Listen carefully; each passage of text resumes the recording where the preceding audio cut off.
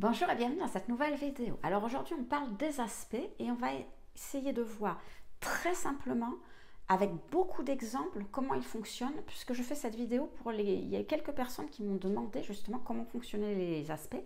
Ils ne comprenaient pas comment ils fonctionnaient concrètement, donc c'est une vidéo vraiment extrêmement pratico-pratique pour voir comment fonctionnent les aspects. Donc si vous êtes à l'aise vraiment avec les aspects, que ça n'a plus de secret pour vous, ben, peut-être que cette vidéo ne vous conviendra pas parce qu'elle va être très basique sur le fonctionnement des aspects. Alors, je vous rappelle que les aspects, c'est les relations qu'entretiennent les planètes entre elles et c'est ce qui donne vie à votre thème. Donc on parle bien des aspects soit dans votre thème natal, c'est-à-dire que les aspects du thème natal vont venir modifier en partie ou en totalité le fonctionnement des planètes de votre thème natal, donc en partie ou en totalité votre comportement de base à vous. Et puis vous avez les aspects en transit, c'est-à-dire quand une fois que vous êtes né, ben, les planètes vont continuer à avancer dans le ciel, donc elles vont continuer à se rapprocher, s'éloigner les unes des autres, puisqu'elles ne vont pas toutes à la même vitesse, et donc les angles qu'elles forment entre elles, donc les aspects à ce moment-là, eh bien, pendant un certain temps, qui dépend des planètes qui sont justement en aspect, vont venir modifier encore une fois en partie ou en totalité le comportement des planètes à ce moment-là et en partie ou en totalité votre comportement pendant le temps que dure le transit. Donc c'est ce qu'on va voir dans cette vidéo, on va voir comment cela est possible et quelle est l'incidence sur vous. Et pour commencer, eh bien on part du thème parce que c'est de là que tout part et si on veut comprendre les aspects, eh bien, il faut comprendre le thème.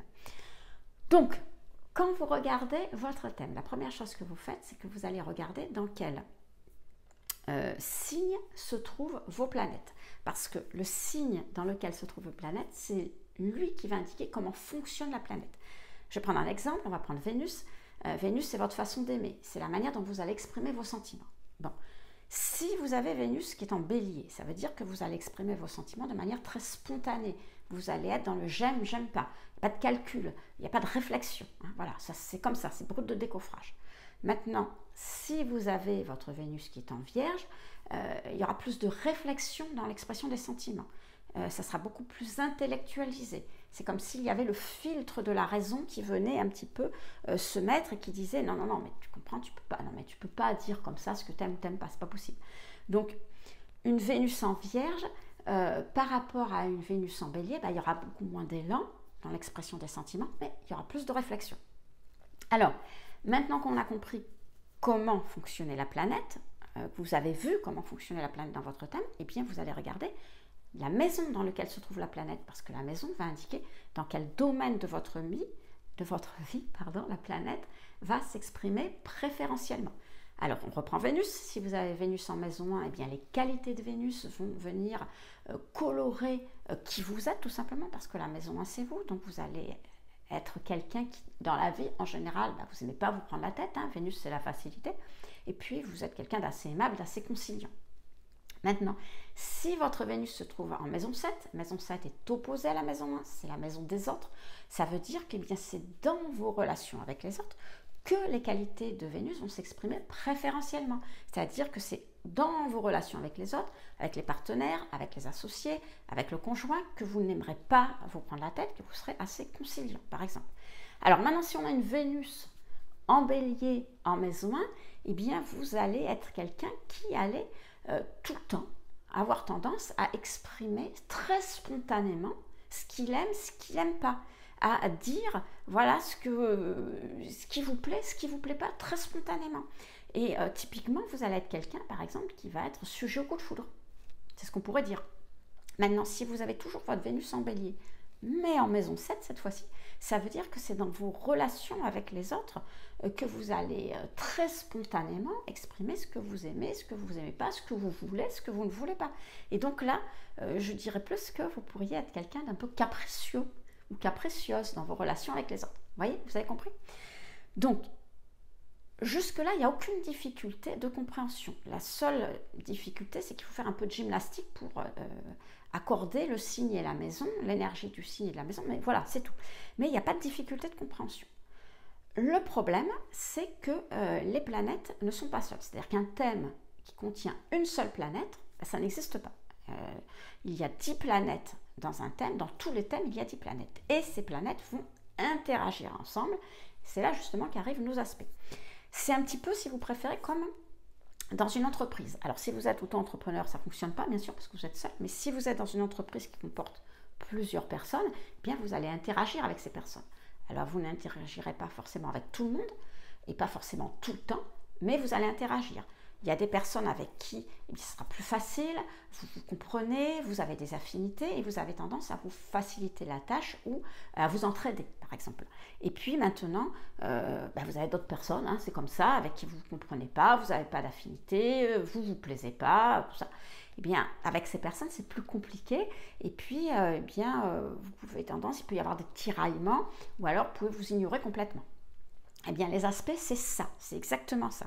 C'est exactement ce type de relation qu'il va y avoir entre les planètes, c'est-à-dire que les planètes, quand elles vont être en relation, elles vont avoir des relations amicales, des relations hostiles, conflictuelles, ou carrément être indifférentes entre elles. C'est tout à fait ce type de relation qu'elles auront ensemble.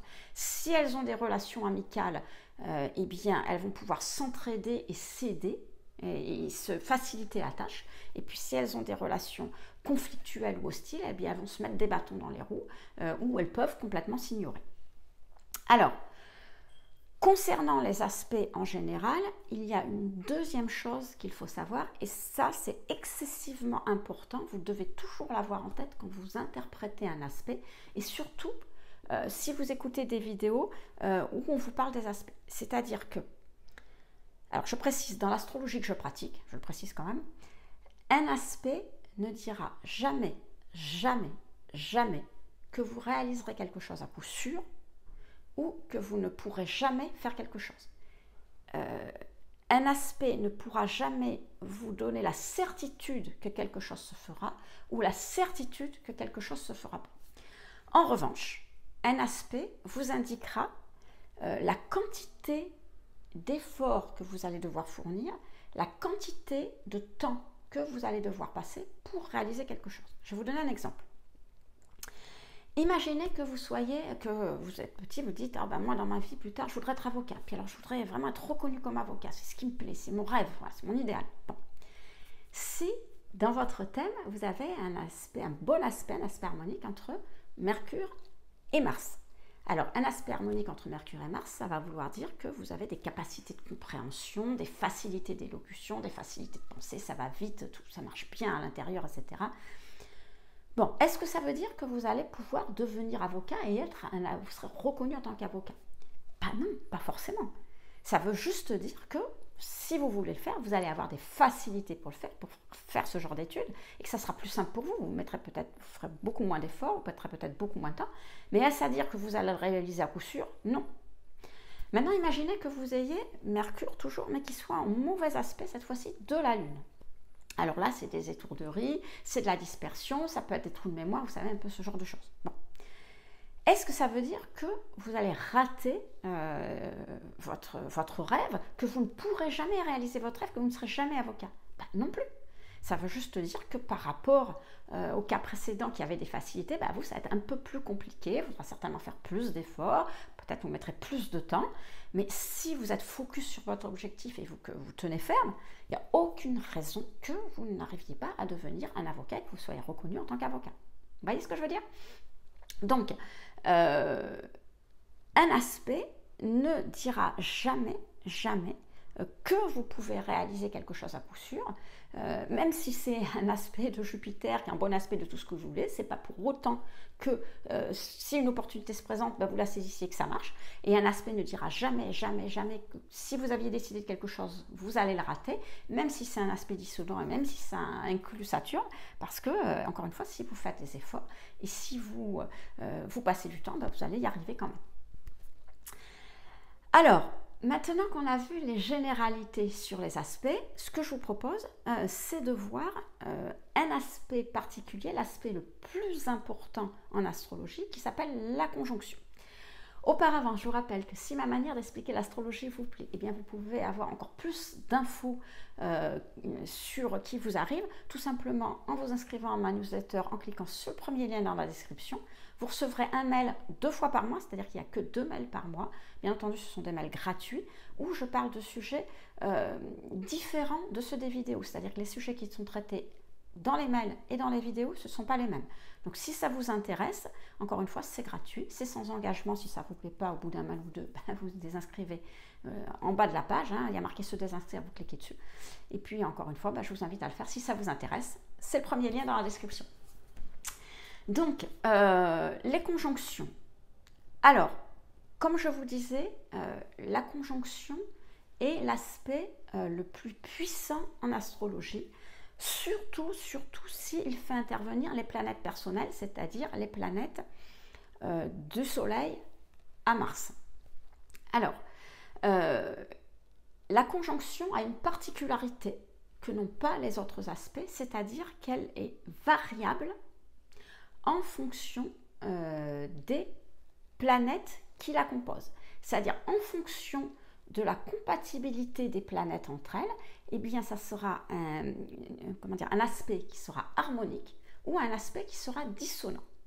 Donc je vais vous donner des exemples. Si les planètes, si vous avez des planètes compatibles, on prend par exemple Vénus et le Soleil, voilà. Alors, Vénus et le Soleil, ce sont des planètes qui sont compatibles parce que le Soleil va essayer, va chercher à exprimer à l'extérieur ce qu'on a à l'intérieur, c'est-à-dire que le Soleil doit s'exprimer à l'extérieur.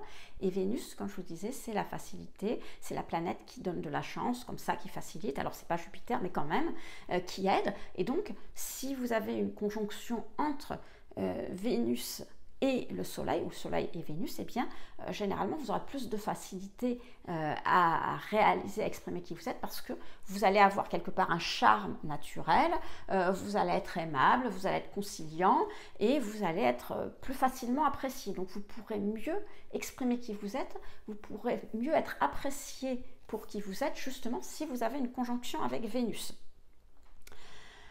Maintenant, si les planètes entre elles ne sont pas compatibles, eh bien à ce moment-là la conjonction sera dite dissonante. Alors là aussi je vais vous donner un exemple. Imaginez que vous ayez un aspect entre Mars et Saturne. Alors Mars, vous le savez, c'est l'accélérateur, c'est la planète qui parle de rapidité, et Saturne, c'est la planète de la lenteur. On fait les choses tranquillement, c'est la planète qui prend son temps. Donc c'est comme dans une voiture, essayer d'appuyer en même temps sur l'accélérateur et le frein, c'est compliqué. Donc là c'est pareil, quand vous avez un aspect entre Mars et Saturne, en général, c'est compliqué et c'est pas simple. C'est compliqué, c'est pas simple, c'est la même chose d'ailleurs. Donc, je vais vous donner un exemple. Si vous avez une conjonction Mars-Saturne en maison 11, eh bien, ça veut dire que votre Mars, il va se lancer dans les projets. La maison, vous savez, c'est la maison des projets, entre autres. Votre Mars, il se lance, il veut faire des choses, il veut commencer. Et puis tout d'un coup, vous avez Saturne qui est à côté, qui dit hop, et oh, où tu vas là? Mais t'es sûr que tu as assez réfléchi? Mais t'es sûr que tu as assez travaillé ton projet? Attends, prends ton temps, réfléchis. Donc c'est comme si vous partiez avec des lampes, puis là, vous avez un élastique qui vous retire en arrière, c'est Saturne, qui dit non, mais attends, on n'est pas prêt là, il faut que tu réfléchisses encore. Donc vous avez vraiment cette impression, quand vous avez une conjonction Mars-Saturne en maison 11, d'être coupé dans vos élans, comme si vous étiez bloqué, vous avancez, puis vous revenez en arrière. Alors, ça ne veut pas dire, encore une fois, que vous n'arriverez pas à réaliser vos projets, mais voilà, vous avez vraiment cette conjonction qui est compliquée, qui vous dit que ça va être difficile pour vous d'y arriver. Donc il va falloir mettre des efforts, un peu plus d'efforts, un peu plus de temps. Ensuite, je vais vous donner un autre exemple. Imaginez, on va reprendre que vous avez une conjonction Vénus-Saturne. Alors, pareil, c'est une conjonction dissonante parce que Vénus, c'est la planète qui parle des choses faciles, on n'aime pas se prendre la tête, on aime que ça se passe simplement, etc. Alors Saturne, non, c'est l'inverse, c'est la planète des efforts. Saturne, il va vous faire réussir, mais voilà, ça ne va pas se faire facilement, il va falloir que vous fassiez des efforts, que vous mettiez du temps. Donc quand vous avez une conjonction, imaginez que vous ayez plutôt une conjonction Vénus-Saturne, on va reprendre un exemple qui se fasse en Vierge, on a parlé de Vénus en Vierge tout à l'heure, et qui se fasse en maison 7. Alors, si vous avez une votre Vénus qui est en Vierge et qui est en maison 7, ça veut dire que vous allez être quelqu'un de très dévoué aux autres. Ça veut dire quelqu'un dont, je vous l'ai dit tout à l'heure, hein, la Vénus en Vierge, elle est plus réservée dans l'expression de ses sentiments. Voilà, ça ne va pas jaillir comme ça, mais elle va pouvoir exprimer ses sentiments en étant dévouée aux autres, en leur facilitant la tâche, Vénus, en faisant tout ce qu'il faut pour qu'ils soient bien, qu'ils soient confortables, que tout ce qui est le quotidien leur soit facile, vous voyez. Donc les autres, hein, puisqu'on est dans la maison 7. S'il y a Saturne, une conjonction avec Saturne, Saturne il va arriver, il va dire mais pourquoi tu fais ça? Mais t'es sûr que ça vaut la peine? Mais t'es sûr que les autres, ils en feraient autant pour toi? Ils n'en profitent pas de toi? Donc, à ce moment-là, Saturne va rendre notre Vénus, qui est très dévouée et très appréciée par les autres, beaucoup plus méfiante. Là, on n'est plus dans une Vénus réservée, on est dans une Vénus méfiante et donc froide envers les autres. Donc, si vous avez cet aspect, bien sûr qu'il ne faut pas dire à la personne que vous avez en face, enfin, regardez le thème et puis lui dire « Oh là là, mais avec ce caractère-là, alors, avec ce caractère cochon, là, comme ça, tout froide et méfiante, bah, t'es tranquille, hein, toi, tu resteras toute seule toute ta vie, il y a peu de chances que tu trouves quelqu'un, que tu puisses te mettre en couple. Hein. Parce que là, vous allez la détruire, la personne. » Et en fait, l'aspect ne dit pas ça. L'aspect dit juste que si la personne fait des efforts, prend un peu de temps pour se montrer moins froide, moins méfiante avec les autres, il y a des chances, il y a de bonnes chances, il n'y a aucune raison qu'elle ne puisse pas se mettre en couple et qu'elle n'ait pas un couple heureux. Vous voyez ce que je veux dire? Donc il faut faire très attention quand on interprète les aspects, même si c'est des aspects dissonants. C'est-à-dire que peut-être que la personne va avoir des moments dans sa vie où elle vivra des moments de solitude, on va dire, voulus, peut-être, ou subis, mais elle n'est pas destinée à être quelqu'un qui va rester seul toute sa vie. Donc vous voyez un petit peu le fonctionnement de la planète, comment il modifie le comportement de la personne. Là, on parle bien de la conjonction, donc comment la conjonction va modifier le comportement des planètes et va modifier le comportement de la personne. Mais encore une fois, il ne va jamais, jamais, jamais dire que ça n'arrivera jamais. Je suis en train de m'apercevoir que je vous parle de la conjonction et j'ai complètement omis de vous dire ce que c'était une conjonction. Alors, c'est pas grave, je vais le faire maintenant. Donc, la conjonction, c'est quand deux planètes sont côte à côte. Elles se tiennent par la main, vous voyez. Donc, elles fonctionnent ensemble. L'une fonctionne avec l'autre. Je vous en parlais tout à l'heure quand je vous faisais la relation avec des gens qui travaillent ensemble. Je vous faisais le comparatif à des gens qui travaillent dans la même entreprise. Ben là, c'est pareil. Si vous avez une conjonction dans un thème, c'est que vous travaillez avec une personne. Alors, si c'est une conjonction harmonique, ça veut dire que vous êtes sur un dossier. Peut-être vous avez des difficultés sur ce dossier, mais que la personne qui travaille avec vous a peut-être déjà travaillé sur le dossier, sur un dossier similaire et elle sait comment faire, et bien là, elle va vous aider justement à travailler sur votre dossier, elle va vous faciliter la tâche. Maintenant, si vous avez une conjonction dissonante, et bien vous travaillez toujours sur votre dossier, mais pour travailler sur ce dossier, vous avez besoin d'informations qui vous sont données par une autre personne, et avec cette personne, les relations ne se passent pas très bien, donc les informations dont vous avez besoin, elle ne vous les donne pas, ou pas rapidement, ou pas complètement, ça vous complique la vie, et donc c'est plus difficile. Donc c'est exactement ça la conjonction, vous travaillez avec une personne, et qui ça peut se faire plus facilement ou plus difficilement. Il faut savoir que, en principe, la conjonction, c'est quand deux planètes sont sur le même degré. Mais il y a une convention, on va dire, dans les astrologues, parce que des planètes qui se trouvent sur le même degré, il n'y en a pas tout le temps. Il peut y avoir une distance jusqu'à 10 degrés entre les planètes. Alors, pour la conjonction, je précise, pour la conjonction, il peut y avoir jusqu'à 10 degrés de différence entre les planètes. Ce n'est pas une règle, ce n'est pas écrit dans le marbre, c'est juste un consensus, c'est une convention. Il y en a qui prennent un peu moins, il y en a qui prennent 8, etc. Alors, ne m'envoyez pas de message pour me dire « Oui, mais si moi j'ai 10 degrés 2 ou 10 degrés 5 ». Bon, à un moment donné, de toute façon, il faut s'arrêter. Donc, on prend 10 degrés. entre 8 et 10 degrés, voilà, on peut admettre que c'est encore une conjonction. Maintenant, au-delà de 10, ça commence à être très distant. Et bien évidemment, vous doutez que si la conjonction est sur le même degré ou à 1 degré d'écart, elle sera beaucoup plus importante, beaucoup plus visible, elle agira beaucoup plus sur votre comportement que si la conjonction commence à arriver à 8, 9, 10 degrés. Ça pourra être beaucoup moins visible sur votre comportement. Vous voyez ce que je veux dire? Alors, je refais un petit point pour savoir si j'ai rien oublié, parce que vous voyez, j'avais oublié la... Donc, je vous ai parlé des aspects, je vous ai expliqué ce que c'était une conjonction, puisqu'aujourd'hui, on voit la conjonction en particulier. Je vous ai expliqué la particularité de la conjonction. Ah oui, alors, dernier point important. Il peut y avoir, alors, dans la conjonction, en fonction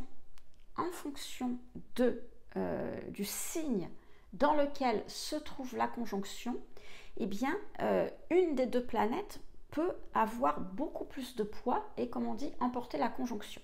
Je m'explique. Vous savez que les planètes ont des signes favoris. Enfin, une favoris, c'est les domiciles, les exaltations. C'est-à-dire qu'on dit qu'elles maîtrisent. C'est ce qu'on appelle les maîtrises. Alors, il y a 4 types de maîtrises.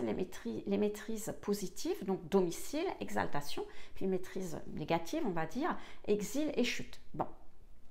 Quand la planète est en domicile ou en exaltation, excusez-moi, à ce moment-là, la planète a beaucoup plus de poids. Elle est beaucoup plus forte parce que c'est comme si elle était renforcée. Hein. Et donc, on va dire qu'elle emporte la conjonction. C'est un petit peu comme quand vous faites un travail. Je reprends mon exemple. Vous êtes en train de traiter vos dossiers avec quelqu'un. Bon. Si vous êtes quelqu'un d'assez menu, assez effacé, assez timide, assez conciliant, et que vous travaillez avec quelqu'un qui est très extraverti, très sûr de lui, très fort, très costaud en plus, voyez, et qu'il y a des décisions à prendre concernant le dossier que vous traitez, on va dire qu'il y a de fortes chances que ce soit l'autre personne qui fasse mieux valoir ses droits que vous. Comprenez ce que je veux dire? Bon. Eh bien, dans les conjonctions, c'est pareil. C'est-à-dire que si une des deux planètes est en maîtrise, eh bien, on considérera qu'elle a plus de poids et donc ça sera celle qui est plus forte, qui fait mieux valoir ses droits, qui a plus de poids, etc. et donc qui remporte la conjonction. Alors, je vais vous donner des exemples pour que vous compreniez mieux. Bon, imaginez que vous ayez, on va prendre cette fois-ci la conjonction entre le Soleil et la Lune. Pourquoi? Parce que le Soleil et la Lune, eh ben, c'est les deux facettes de votre personnalité. Vous savez qu'ils sont toujours indissociables, ils fonctionnent ensemble. Le Soleil va exprimer ce que vous devez exprimer à l'extérieur, justement, et la Lune, c'est ce que vous êtes à l'intérieur. Bon.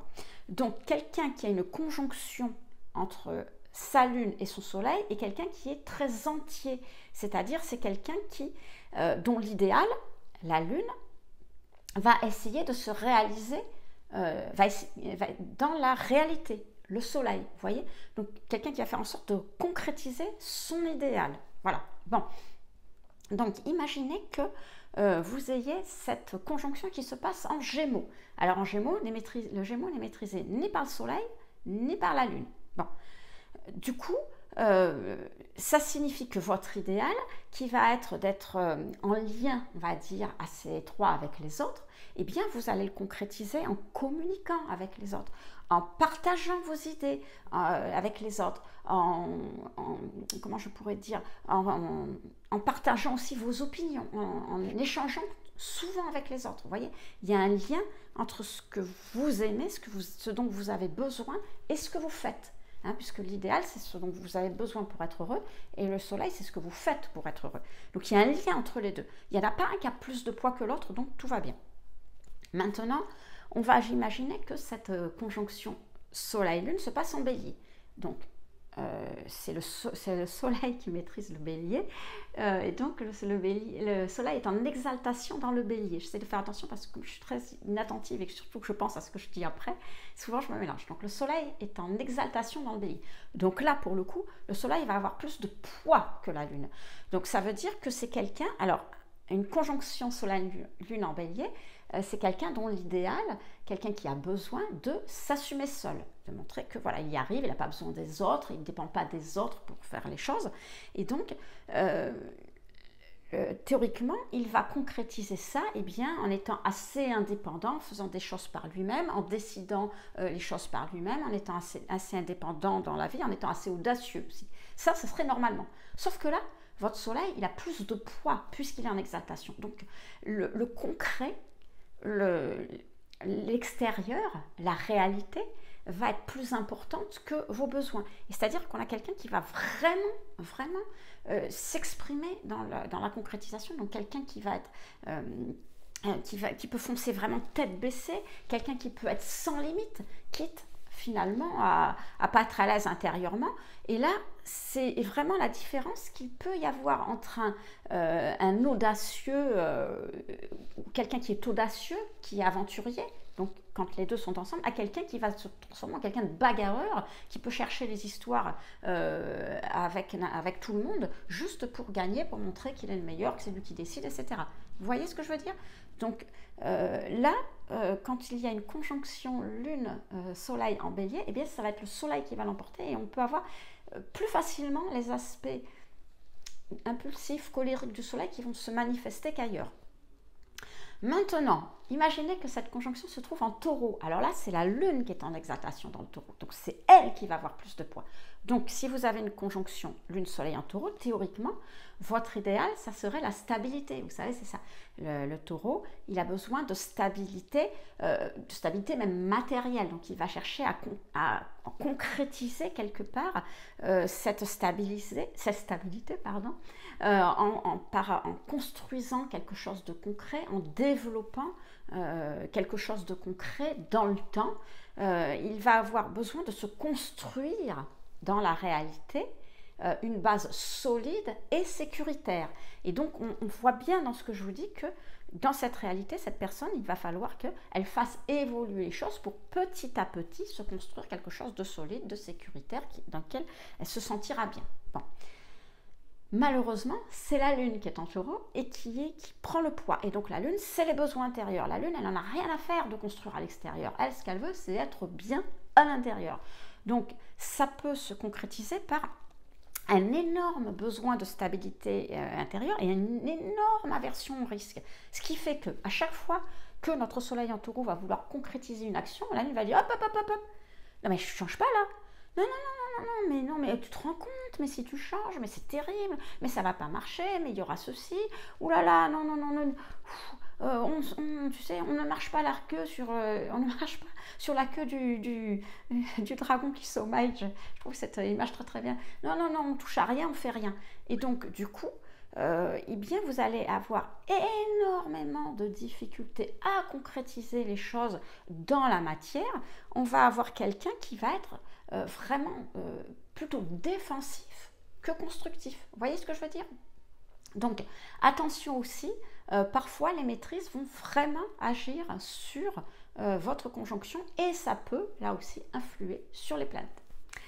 Alors voilà les amis, j'espère que je ne vous ai pas perdu, j'ai donné pas mal d'exemples justement pour que ça soit plus clair, j'espère que je ne vous ai pas perdu en expliquant ce qu'était la conjonction avant, après. Bon bah c'est un bonus pour ceux qui écoutent mes vidéos jusqu'au bout, pour ceux qui sont arrêtés avant, tant pis.